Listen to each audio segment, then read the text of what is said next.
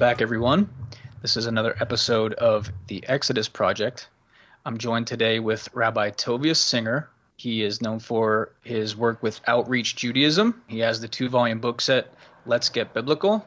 It is linked in the description to this video, so pick yourself up a set of his books. They're a brilliant resource. So, Rabbi, welcome. There's something rather fascinating I would like to share with you today. Just get your thoughts, see what you have to say about it. But before we get started, everyone, hit that subscribe button, turn on the notifications, and give Rabbi Singer and I a big thumbs up. A few weeks back, Rabbi Singer had a debate in Nashville with a professor named, I'm not sure of his first name, Solberg. I know his last name is Solberg. Well, recently on YouTube, this Professor Solberg has been really posting some rebuttals, I guess, to or re-explanations of topics that came up during the debate. I had the opportunity to be in the United States going back a little bit. It was a very exciting series of programs. Spoke in Dallas, a whole series of programs in Dallas. That was fabulous. Cincinnati was amazing. The highlight of the whole tour was no doubt the debate in Nashville. And that debate just transformed so many lives. It was a very exciting event where I had the opportunity to debate Professor Rob Solberg. And that was great. That was very, very exciting. And I'm very grateful that I wanted people to know that Professor Solberg, that Rob is a really nice fellow. I really enjoyed his company. We spoke quite a bit before the debate, and he's really a very, very nice fellow. I really enjoyed that. As it turns out, like some 100,000 people have watched it around the world, and it's really transformed many lives. So that was really very exciting. So anyways, thank you for having me on. So what we're going to do is we're going to listen to what he has to say, and we're going to give Rabbi Singer a moment to address what he's saying. Rabbi Singer likes to make a case against the New Testament books that have anonymous or unknown authorship. And in fairness, I've never heard him make a false claim about the authorship of the New Testament books, nor the general time when they were written. The statements I've heard fall within the accepted parameters of Christian scholarship. But what he does is raise a red flag and insinuate that when the authorship is unknown, the books can't be trusted. And there's another book of the Bible that wasn't signed by the author, Genesis. Tradition says it was written by Moses, but that book doesn't even mention his name. He's willing to take the Jewish Bible on faith despite unknown authorship, yet he casts aspersions on the New Testament because of unknown authorship. This kind of makes me think that all of his arguments about the anonymous authorship in the New Testament are just so much noise. An argument that Rabbi Singer often uses to promote the idea that the Gospels were not written by who we think they were is when the author refers to themselves in the third person. Here's what he says about the book of Matthew. And then Christians just can't believe that Matthew was actually written by Matthew, although there's nothing in the book of Matthew that would indicate that. Quite the contrary. Matthew 9:9 makes it very clear that the writer was definitely not Matthew, but writing in the third person. Rabbi Singer says that because Matthew 9:9 is written in the third person, it very clearly reveals that the book wasn't written by Matthew. And he's right about the third person reference. Matthew 9:9 says, "As Jesus passed on from there, he saw a man called Matthew sitting at the tax booth, and he said to him, 'Follow me,' and he rose and followed him." So the author didn't write, "As Jesus passed on from there, he saw me sitting in the tax booth," right? Matthew is referred to in the third person here. And regarding John's gospel, Singer says, the book of John is explicit. The author, whoever wrote it, is explicit that he's saying he's not John. You'll find that in John 21:20, where the writer, whoever he is saying that he got this from the disciple whom Jesus loved, which would be John. So he's saying, I'm not him. Okay? Again, the fact that the alleged author refers to themselves in the third person is enough for Rabbi Singer to conclude that they didn't actually write the text. And here's what's interesting about this line of argument. Rabbi Singer is on the record time and again affirming that Moses wrote the Torah. Let me read you a verse from the Torah and see if anything jumps out at you. So Moses came and called the elders of the people and set before them all these words that the Lord had commanded him. That's right, this verse refers to Moses in the third person, which, according to Rabbi Singer's logic, means that Moses did not write the Torah. In fact, in the Torah, Moses is referred to in the third person over 500 times. So if a third person reference to the author means that person didn't write the text, and the books of anonymous authorship can't be trusted, what does Rabbi Singer do with the Torah? This is a glaring double standard. The case he's trying to build against the New Testament cuts against his own scripture. This is a mistake that most Christians make. And Professor Solberg is a nice fellow. He just misunderstands this point, as most Christians do. And I understand why, because when they open up their New Testament, it actually says St. Matthew at the top. So they just assume that inscription's in the manuscript, and it isn't. But what is widely misunderstood is that there's a problem with that the four Gospels were written anonymously, which they were. I mean, the authors do not, Matthew does not say, and best wishes for a happy Rosh Hashanah. Matthew and Luke doesn't, sign off with farewell and wish you a Merry Christmas. They don't do those things. That is a later Christian ascription that's a Roman Catholic tradition that the Protestants embraced. And essentially it's late 2nd century, it's essentially Irenaeus.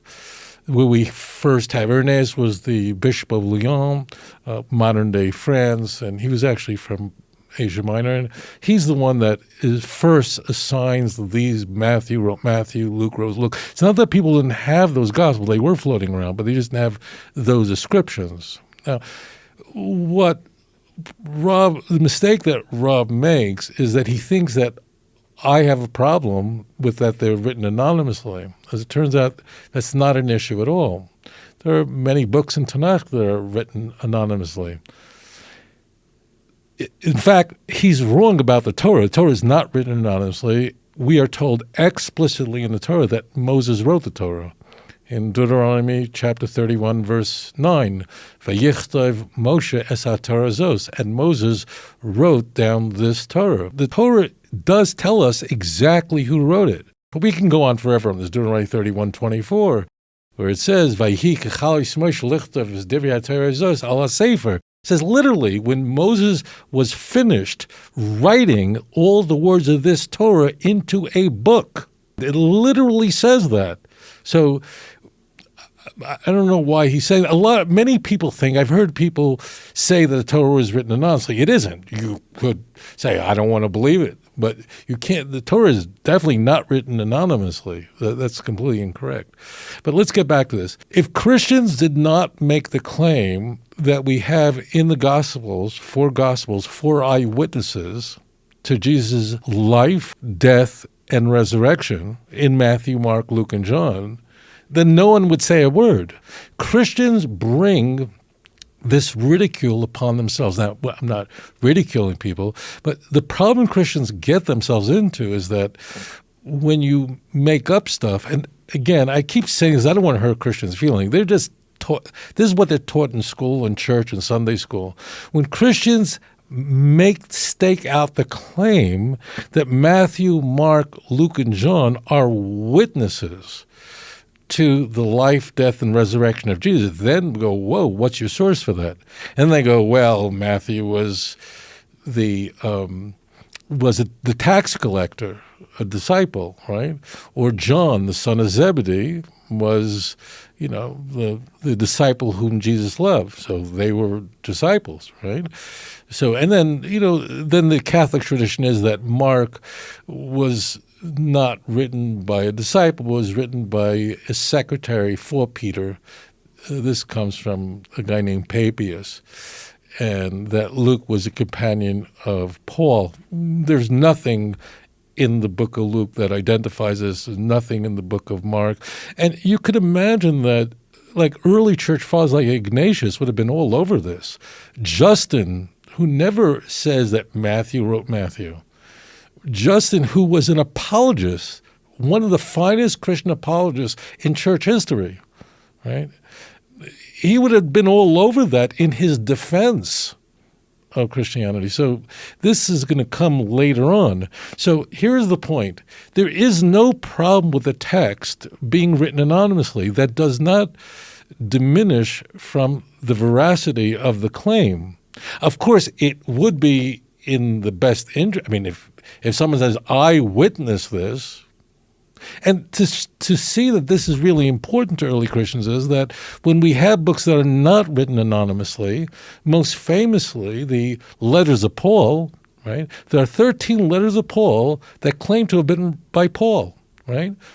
We're virtually certain that 7 of them come from the hand of Paul.